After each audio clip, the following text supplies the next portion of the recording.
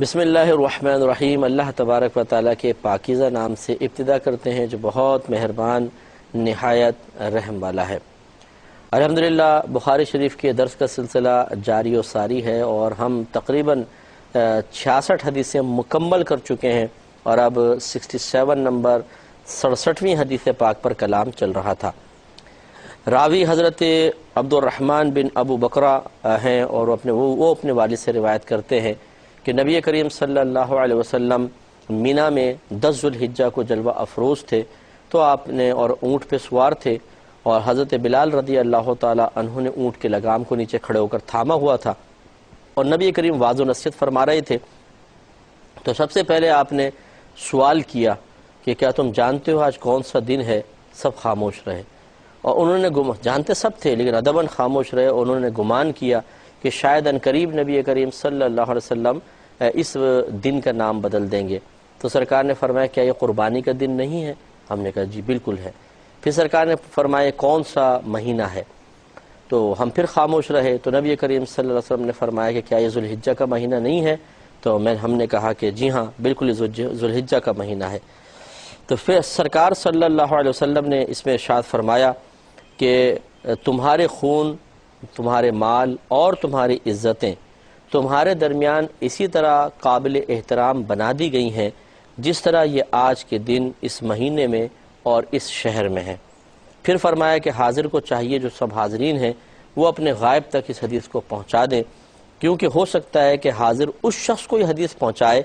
جو اس حدیث کو اس سے زیادہ محفوظ رکھنے والا ہے، زیادہ یاد رکھنے والا ہے۔ اس پہ ہمارا کلام چل رہا تھا اور ہم بات یہ کر رہے تھے کہ نبی کریم صلی اللہ علیہ وسلم کی بعض احادیث کریمہ ایسی بھی ملتی ہیں جس میں آپ نے جانور پر بیٹھ کر باتیں کرنے سے منع فرمایا، اور یہ ممانعت از راہ شفقت ہے کہ تم جانور پر بیٹھ کے گفتگو کرو گے، تمہارا وزن ہوگا، بیچارے کو تکلیف ہوگی، تو اتر کے باتیں کرو، اگر کرنی ہے تو اس پہ بیٹھ کے نہ کرو۔ لیکن پھر خود نبی کریم صلی اللہ علیہ وسلم اس وقت اونٹ پہ سوار تھے اور آپ بیان فرما رہے تھے۔ تو ان دونوں حدیثوں میں پھر موافقت اس طرح پیدا کی گئی کہ نبی کریم صلی اللہ علیہ وسلم کے کہنے کا مقصود یہ تھا کہ اگر تم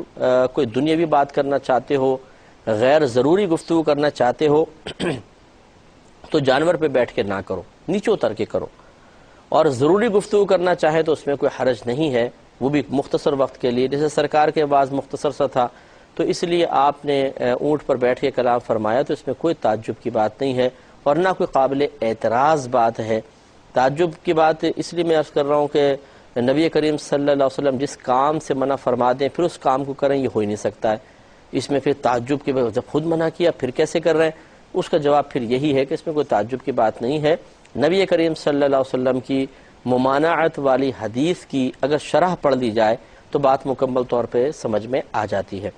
اور پھر میں یہ سمجھا رہا تھا کہ اگر ہم کسی جانور پر بیٹھ کے گفتگو کریں گے تو شاید جانور بیزار ہو، پریشان ہو، لیکن نبی کریم صلی اللہ علیہ وسلم جب کسی جانور پر جلوہ افروز ہو جائیں تو وہ تو اس کے لیے بہت بڑی سعادت کی بات ہے۔ یہ تو قابل رشک ایک معاملہ ہے اور یہ اتنے قیمتی اور یادگار لمحات ہیں کہ وہ جانور بھی یہ پسند نہیں کرے گا کہ نبی کریم صلی اللہ علیہ وسلم اس کی پشت سے اتریں اور آپ کے جسم اقدس اس سے جدا ہو جائے۔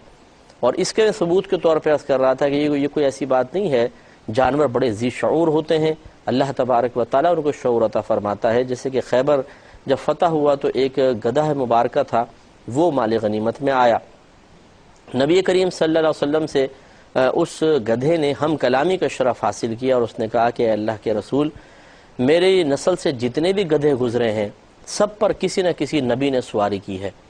میں اپنی نسل کا آخری ہوں اور آپ بھی آخری نبی ہیں، تو میری یہ تمنا تھی کہ مجھ پر آپ جلوہ افروز ہوں، آپ بیٹھیں، اور اس وجہ سے جب بھی میرا یہودی مالک مجھ پہ بیٹھنے لگتا تو میں اس کو گرا دیا کرتا تھا، وہ مجھے مارتا تھا، پیٹتا تھا، بھوکا پیاسا رکھتا تھا، لیکن میں اس کو اپنی پیٹھ پر نہیں بیٹھنے دیتا تھا۔ میری تمنا تھی کہ بس آپ میری پشت مبارکہ پہ بیٹھیں۔ تو نبی کریم صلی اللہ علیہ وسلم کو اس کی یہ بات بڑی پسند آئی اور آپ نے اس کا نام رکھا یعفور۔ یعفور ہرن کو کہتے ہیں، آپ نے خوش ہو کر اس کا نام یعفور رکھ دیا۔ اور علامہ شیخ عبدالحق محدث دہلوی رحمۃ اللہ علیہ فرماتے ہیں کہ پھر نبی کریم صلی اللہ علیہ وسلم نے اس گدھے مبارکہ کی ڈیوٹی لگائی کہ جب سرکار کسی صحابی کو بلانا چاہتے تو آپ یافور کو حکم دیتے، یافور جاؤ بلا کے لے کر آؤ، تو وہ یافور بھاگتا ہوا جاتا گلیوں کے اندر اور ان صحابی کے دروازے پہ اپنا منہ مارتا، وہ صحابی باہر آتے تو ان کو اشارہ کرتا کہ نبی کریم صلی اللہ علیہ وسلم نے بلایا ہے، تو صحابہ آ جاتے تھے۔ پھر جب نبی کریم صلی اللہ علیہ وسلم کا وصال مبارکہ ہوا تو اس یافور نے بھی دل برداشتہ ہو کر اپنے آپ کو کنویں میں گرا لیا تھا ایک روایت کے مطابق، اور یہ ہلاک ہو گیا۔ تو وہ چونکہ ہماری شریعت کا مکلف نہیں تھا، اس لیے یہ الزام اس پہ نہیں ہو سکتا جی خودکشی، کیونکہ خودکشی تو حرام ہے۔ ہم مکلف ہیں، ہمارے لیے حرام ہے، اس جانور کے لیے نہیں ہے۔ اور اس کا آپ جذبہ دیکھیے کہ کتنی وہ سرکار صلی اللہ علیہ وسلم سے محبت کرتا تھا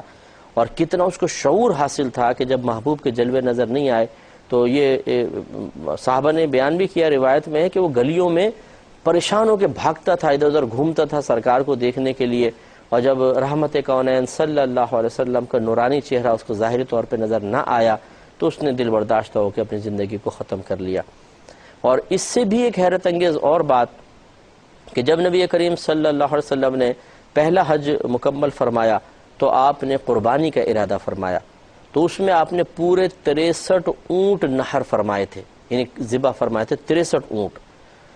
اور یہ اشارہ بھی تھا کہ میری عمر مبارکہ 63 سال ہوگی، یہ اشارہ تھا سرکار کا۔ 63 اونٹ ذبح کیے، لیکن ایسا نہیں ہوتا کہ پورے کے پورے 63 اپنے ہاتھ سے کیے، شروع میں آپ فرماتے رہے، پھر حضرت علی کرم اللہ وجہہ الکریم کو موقع دیا۔ لیکن آپ پڑھیں تاریخ اٹھا کر کہ جذبہ یہ تھا کہ آپ جس اونٹ کو ذبح کرنا چاہتے وہ خود آگے بڑھ کے اپنا گلا پیش کر دیتا تھا اور آپ پھر نہر فرماتے تھے۔ ایک تو ذبح ہوتا ہے گردن کاٹنا، نہر ہوتا ہے کہ ایک سوا سا ہوتا ہے جس کے دونوں طرف دھاریاں بنی ہوتی ہیں اور وہ اس طرح مار کر یا حلق کے اندر پھر اس کو اس طرح اندر سے گھماتے ہیں تو وہ اندر کی رگ یعنی رگیں کٹ جاتی ہیں اور پھر بلڈ نکل آتا ہے، پھر وہ آہستہ نقاہت سے گر جاتا ہے، اس کے بعد پھر چھری اور مزید پھیر لیتے ہیں۔ تو یہ ماہر شخص کر سکتا ہے، تو لیکن یہاں بتانا یہ مقصود ہے اور میں یہ وجہ فرق بتا رہا ہوں کہ ہم کسی جانور پر بیٹھیں تو وہ تکلیف محسوس کرے گا، لیکن نبی کریم صلی اللہ علیہ وسلم کسی پر بیٹھ جائیں تو وہ فخر محسوس کرتا ہے اور چاہتا ہے وقت نہ گزرے۔ بلکہ اب قربانی کے جیسے اونٹوں کا مسئلہ آپ نے سنا، ہم کسی جانور کو پکڑ کے قربان گاہ تک لانا چاہتے ہیں، وہ چیخ کے آسمان سر پہ اٹھا لیتا ہے اور موقع ملے تو لاتے مارے گا، سینگے مارے گا، آئے گا نہیں۔ یہاں نبی کریم صلی اللہ علیہ وسلم ہے کہ آپ خالی ہاتھ میں چھری لے رہے ہیں اور اونٹ خود آگے بڑھ بڑھ کر ایک دوسرے پہ چڑھ رہے ہیں سرکار کے قریب آنے کے لیے کہ مجھے نہر کر دیں۔ کیا بات ہے، سبحان اللہ۔ نبی کریم صلی اللہ علیہ وسلم کو اپنے اوپر قیاس نہیں کرنا چاہیے، لہٰذا اگر سرکار اوپر جلوہ افروز ہو کے بیان فرما رہے ہیں، کوئی بات کہہ رہے ہیں تو اس میں کوئی گرفت کا پہلو نہیں ہے۔ نبی کریم صلی اللہ علیہ وسلم کی اکثر یہ عادت مبارکہ تھی کہ جب آپ چاہتے کہ مکمل طور پہ ہر صحابی میری طرف متوجہ ہو جائے تو آپ ان سے کوئی آسان سا کویسچن کیا کرتے تھے، سوال کرتے تھے، سوال سن کر صحابہ سب کے سب متوجہ ہو جاتے تھے، پھر خود ہی جواب دے دیا کرتے تھے، کسی سے لے لیا کرتے تھے، پھر اصل گفتگو کو اسٹارٹ کر دیا کرتے تھے۔ یہ ایک بہترین طریقہ ہے ایک پڑھانے والے کے لیے، خاص طور پر ایک ٹیچر کلاس میں آتے ہیں، شروع میں ایک دم بچوں کا موڈ نہیں ہوتا، کوئی خزر پزر کر رہا ہوتا ہے، کوئی باتیں کر رہا ہوتا ہے، کوئی پینسل نکالتا ہے، کوئی پین نکالتا ہے، کوئی کاپی نکالتا ہے، کوئی کتاب نکالتا ہے۔ اگر اس طرح ہو جائے کہ پہلے چند تمہیدی کلمات ہوں جس سے مکمل طور پہ سب کی توجہ اپنی طرف ہو جائے، اس کے بعد پھر خاص بات جو کہنا چاہتے ہیں وہ شروع کی جائے، تو امید ہے کہ پھر سب کے سب یکسوئی سے مکمل طور پہ بات کو سن لیں گے۔ ورنہ اگر ایسا نہیں ہے، آپ آئے اور بات شروع کر دی اور کچھ ادھر بات کر رہے تھے، کچھ ادھر، ابھی ذہن سب کے مکمل طور پہ ہماری طرف نہیں ہوئے تھے، تو جب ان کے ذہن مکمل طور پہ ہوں گے اتنی دیر میں بہت ساری باتیں نکل چکی ہوں گی۔ اور یہی بیان کرنے والوں کو چاہیے جو واعظ نصیحت کرتے ہیں کہ پہلے عوام کو مکمل طور پہ جگائیں، جو سو رہے ہیں ان کو بھی جگائیں اور اپنی طرف متوجہ کریں، اس کے بعد پھر اصل اپنا بیان شروع کریں تاکہ کوئی قیمتی بات کسی کی عدم توجہی کی بنا پر نکل نہ جائے۔ اور خصوصاً مسائل کے معاملے میں جیسے ہم باہر کبھی نشست کرتے ہیں، لوگ بیٹھے ہوتے ہیں، تو خاص طور پہ یہ احتیاط کرنی پڑتی ہے اور کرنی بھی چاہیے کہ سب کو جگائیں اور متوجہ کریں، کیونکہ شرعی مسائل کے اندر ایسا ہوتا ہے کہ غنودگی کے اندر کوئی سن رہا ہے تو جائز ناجائز، ناجائز جائز سمجھ میں آتا ہے اور اس سے بڑے نقصانات ہو سکتے ہیں۔ اور یہ ہم خمیازہ بھگتتے رہتے ہیں کہ بہت سے لوگ ہمیں فون کر کے کہتے ہیں کہ آپ نے فلاں جگہ ایسی بات بولی تھی، وہ کہتے ہیں نہیں، وہ کہتے ہیں وہ کہہ رہا تھا۔ اب وہ کون کہہ رہا ہے؟ اگر خدا نخواستہ جھوٹ بول رہا ہے، اللہ اس کی اصلاح فرمائے، غلط فہمی میں کہہ رہا ہے تو اللہ تعالیٰ مزید اس کی اصلاح فرمائے، اور اگر اس وجہ سے کہہ رہا ہے کہ غلط فہمی والا کوئی بھی نہیں، وہی غنودگی کے اندر یہ خسر پسر کرتے ہوئے ڈیکوریشن دیکھتے ہوئے سننا، تو آدھی بات ذہن میں آدھی نکل گئی، اور اب وہ مطلب کسی کو اس نے بات بول دی تو یہ اس کا قصور ہے، کوتاہی ہے، سمجھنا چاہیے۔ تو پھر ہم وضاحت کر دیتے ہیں تو لوگ سمجھ جاتے ہیں، لیکن بہرحال ایسا ہوتا ہے تو ہونا ہی چاہیے کہ اب جیسے مثال کے طور پہ ماں باپ ہیں، گھر میں سب بچوں کو کچھ بتانا چاہتے ہیں، سمجھانا چاہتے ہیں، پہلے سب کو جمع کر کے کویسچن میں ایک سوال کا جواب دو، اب سب متوجہ ہو جائیں گے بھی کیا سوال ہے، آسان سا سوال کر لیا، جواب لے لیا، اچھا اب اور بات سنو، اب وہ خاص بات بیان کر لیں۔ تو خلاصہ کلام یہ ہے کہ نبی کریم صلی اللہ علیہ وسلم بعض اوقات بہت آسان سے سوال کرتے تھے، جو صحابہ کرام کو سب کو معلوم تھا ان کا جواب کیا ہے، لیکن مقصود اصل میں ان سب کی توجہ کو اپنی طرف مبذول کروانا ہوتا تھا، اور صحابہ بھی سمجھتے تھے، اور وہ ادب و احترام کے تقاضے کے تحت جواب نہیں دیتے تھے، بلکہ بس سرکار کی طرف مکمل توجہ کر لیا کرتے تھے۔ چنانچہ سرکار نے سب سے پہلا تو یہ کویسچن کیا کہ تمہیں معلوم ہے آج کون سا دن ہے؟ ہم سب خاموش رہے، تو یوم النحر تھا تو ہم نے دل میں سوچا شاید آج سرکار اس کا نام بدل دیں گے، لیکن ایسا ہوا نہیں۔ آپ نے فرمایا، پھر دوسرا کویسچن کر لیا، بلکہ فرمایا کہ کیا یہ یوم النحر نہیں ہے قربانی کا دن؟ ہم نے کہا کہ جی ہاں بالکل ہے۔ پھر فرمایا کون سا مہینہ ہے؟ تو پھر ہم نے گمان کیا کہ شاید نبی کریم صلی اللہ علیہ وسلم اس مہینے کا نام بدل دیں گے۔ اب دیکھیں وہ عرب کیا نہیں جانتے تھے کون سا دن ہے کون سا مہینہ، اصل مقصود ہے ان کی توجہ کو مکمل طور پہ اپنی طرف مبذول کروانا۔ سرکار نے فرمایا کہ کیا یہ ذوالحجہ کا مہینہ نہیں ہے؟ ہم نے کہا کہ جی ہاں۔ پھر سرکار نے، اب یہ دو کویسچن ہو گئے، آسان ہے، لیکن سب کی توجہ مکمل طور پہ سید عالم صلی اللہ علیہ وسلم کی جانب ہو گئی۔ اب اصل بات جو سرکار کا مقصود تھا، مطمع نظر تھا، وہ بیان فرمایا۔ ارشاد فرمایا کہ تمہارے خون، تمہارے مال اور تمہاری عزتیں تمہارے درمیان قابل احترام بنائی گئی ہیں، جس طرح یہ آج کا دن، آج کا مہینہ، آج کے اس شہر میں مکہ المکرمہ میں ہر چیز بابرکت ہے اور اچھی ہے، اللہ نے قابل احترام بنائی ہے۔ اسی طریقے سے اللہ تعالیٰ نے تم مسلمانوں کے درمیان ایک دوسرے کی جان، اس کی مال، اس کی عزت و آبرو کو محترم بنا دیا ہے، چنانچہ جو اس قابل احترام چیز میں بے جا تصرف کرے گا وہ گناہگار ہوگا۔ اور پھر سرکار نے ارشاد فرمایا کہ حاضر کو چاہیے کہ غائب کو یہ حدیث پہنچا دے، کیونکہ ہو سکتا ہے کہ وہ غائب اس سے زیادہ اس حدیث کی حفاظت کرنے والا ہو۔ اور یہ باب عنوانی امام بخاری رحمۃ اللہ علیہ نے یہاں یہی قائم فرمایا ہے، اور یہی مطلب ہمیں غور کرنا چاہیے، سوچنا چاہیے کہ جو بات ہمیں حاصل ہو اسے اپنے دامن سے باندھ کر نہ رکھیں، بلکہ کوشش کریں فوراً سے پیشتر دوسرے تک پہنچائیں۔ لیکن عوام الناس کی خدمت میں گزارش ہے کہ پہلے آپ منتخب کریں ایسے افراد، انتخاب کریں ایسے افراد کا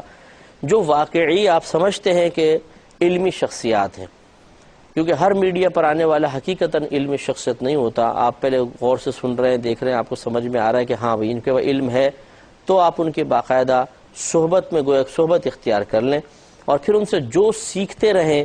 بعین ہی دوسروں تک پہنچائیں، اس میں رتب و یابس نہ کریں، اپنے پاس سے شرح نہ کریں، علماء سے سیکھیں اور پھر آگے اس کو پہنچائیں اعتماد کے ساتھ۔ انشاءاللہ عز و جل آپ کے لیے بہت بڑا ثواب جاریہ ہوگا، اور یہ ہو سکتا ہے کہ وہی جیسے سرکار نے فرمایا کہ آپ سے زیادہ وہ شخص اس حدیث کو یاد کرنے والا ہو، محفوظ کرنے والا ہو، اوروں تک پہنچا دے۔ تو اس لیے ہم سب کو مل کر یہ کوشش کرنی چاہیے کہ جو کچھ اللہ تبارک و تعالی نے ہمیں عطا فرمایا، خصوصاً علمی معاملے میں، اسے اپنے ذات کے ساتھ محدود نہ رکھیں، بلکہ اس کو عام کریں، دوسروں کو سکھائیں۔ یہ درہ مختار میں روایت ایک خواب نقل کیا گیا ہے کہ کسی نے امام اعظم ابو حنیفہ رضی اللہ تعالی عنہ کو دیکھا اور پوچھا کہ آپ کو اللہ تعالی نے اتنا بڑا مقام کیسے عطا فرمایا؟ تو آپ نے فرمایا دو چیزوں کی وجہ سے، ایک تو میں نے کسی سے سیکھنے میں شرم نہیں کی، اور دوسرا جب مجھے آ گیا تو میں نے علم کو اپنے پاس روکا نہیں بلکہ دوسروں تک پہنچایا، تو اللہ نے مجھے یہ مقام عطا فرما دیا۔ تو آپ کو مجھے بھی کوشش کرنی چاہیے کہ جو باتیں سیکھیں بعین ہی اسے دوسروں تک پہنچائیں اور اپنے پاس روک کر نہ رکھیں۔ بعض اوقات ایسا بھی ہم نے دیکھا ہے، فاسد ارادہ کار فرما ہوتا ہے کہ آدمی سوچتا ہے اگر یہ علم میں نے ان لوگوں کے اندر سامنے والوں میں منتقل کر دیا، یہ تو میرے برابر آ کے کھڑے ہو جائیں گے اور میری انفرادی حیثیت متاثر ہو جائے گی، لہٰذا ان کو جاہل ہی رکھو، تاکہ یہ میرے زیر سایہ چلتے رہیں. جہاں ان کو تھوڑا بہت علم آ جائے گا تو پھر یہ میری ہی گرفت شروع کر دیں گے. تو یہ بالکل غلط طریقہ ہے یہ سوچتا کہ جی یہ اگر میں ان کو سکھاؤں گا تو یہ میرے برابر آ کے کھڑے ہو جائیں گے. اگر بالفرض کھڑے بھی ہو گئے تو یہ تقسیم بھی آپ کے رب کی ہے. اللہ تبارک و تعالیٰ جس کو چاہتا ہے جتنی چاہتا ہے عزت عطا فرماتا ہے. اس لیے صحیح بات یہ ہے کہ ہمارے بزرگوں کا صدقہ ہے, ہمارے اساتذہ کرام کی بڑی مہربانی ہے کہ ہم تو کسی سے نہ جلتے ہیں اور نہ کسی کو مطلب خدا نخواستہ اس کو ٹانگیں کھینچنا کہتے ہیں, ڈیگریڈ کرنا, کسی کو بے عزت کرنا, کسی سے کوئی منصب چھیننے کی تمنا رکھنا, یہ بالکل ہمارا باتیں اس سے پاک و صاف ہے اور اس کی بڑی برکات ہم نے دیکھی ہیں. تو اس لیے پھر ہم اپنے علم کو روکتے بھی نہیں ہیں, ہم منتقل کرتے ہیں اور ہمارا عقیدہ مضبوط ہے الحمدللہ کہ اگر اللہ نے ہمیں عزت دینی ہے وہ ضرور دے گا, اور اگر اس نے ارادہ یہ کیا ہو کہ ہمیں امتحان میں مبتلا کرے گا تو پھر امتحان ہوگا. تو لہٰذا اب اس تشویش کی وجہ سے کہ یار میں سکھاؤں گا تو لوگ پھر میرے برابر میں آ جائیں گے یا میری ہی گرفت کرنا شروع کر دیں گے, لہٰذا اس عوام کو جاہل رکھو اور ان سے بس کام لیتے رہو, ان کو چمکارتے رہو اور ان کی جیبیں خالی کراتے رہو, باقی ان کو دو کچھ بھی نہیں. یہ غلط طریقہ ہے. اس لیے علم کو بالکل نہیں روکنا چاہیے, اور یہ سوچنا کہ جی اگر میں علم سکھا دوں گا تو میری عزت کا زوال شروع ہوگا, دوسرے کا عروج شروع ہوگا, یہ ایک غلط خیال ہے. عزت ذلت اللہ کے دست قدرت میں ہے, عروج و ترقی اور تنزلی اللہ تبارک و تعالی منتخب فرماتا ہے. اگر اللہ تعالی چاہے گا تو ہمیں عزت دے گا, چاہے گا تو کچھ بھی کر سکتا ہے. یہ سوچنا کہ علم میرے پاس رہے گا تو ضرور مجھے عزت ملے گی, یہ بھی نہیں ہو سکتا. بعض اوقات ایسے معاملات ہو جاتے ہیں کہ علم رکھنے والا بھی رکھنے کے باوجود بھی ایسے آزمائشوں میں آ جاتا ہے کہ لوگوں کی نگاہوں سے اس کی عزت ختم ہو جاتی ہے. اور اسی طریقے سے اگر ہم کسی کو سکھائیں گے تو ضروری نہیں ہے کہ وہ ہمارے اگینسٹ ہی کھڑا ہو جائے گا, وہ ہمیں پیچھے دھکیل دے گا, بلکہ ہوتا یہی ہے کہ جب ہم کسی کو علم سکھاتے ہیں تو وہ استاد ہونے کے اعتبار سے تعظیم کرتا ہے, ادب کرتا ہے, اور اگر واقعی وہ سعادت مند ہے تو وہ بلکہ معلوم کرتا ہے کہ آپ مجھے بتائیں مجھے کیسے کام کرنا چاہیے اور کس طریقے سے میں اس علم کو آگے پہنچاؤں. تو اس لیے اب جو صاحب علم شخصیات ہیں خصوصاً جن کا تعلق عوام سے ہے, کیونکہ یہ بعض ایسے بھی لوگ جو ہیں جو ہمارے سامنے ہمیں ملے ہیں کہ جو کسی پہلے ایجوکیشن سے فارغ ہوئے اور پھر عوام الناس کے سامنے جب وہ پہنچے تو ان کو کچھ سکھاتے نہیں. وجہ معلوم کی گئی کیوں ایسا ہے تو بولتے ہیں نہیں ان کو سکھائیں گے نا تو علماء کی گرفت شروع کر دیتے ہیں, الٹا علماء کی گرفت کرتے ہیں. تو یہ گرفت کیوں کریں گے؟ اگر میں ایک صحیح آدمی ہوں, میں صحیح چل رہا ہوں, تو کس کی کیا مجال کہ میری گرفت کرے؟ میں غلط کر رہا ہوں تو گرفت کرے گا نا. تو پھر میں اس خوف کی وجہ سے علم ہی نہ سکھاؤں کہ میں چونکہ غلط کام کر رہا ہوں, یہ علم سیکھ لے گا تو میری گرفت کرے گا. یہ تو کہ غلط جذبہ ہے, غلط نظریہ ہے, ایسا نہیں ہونا چاہیے.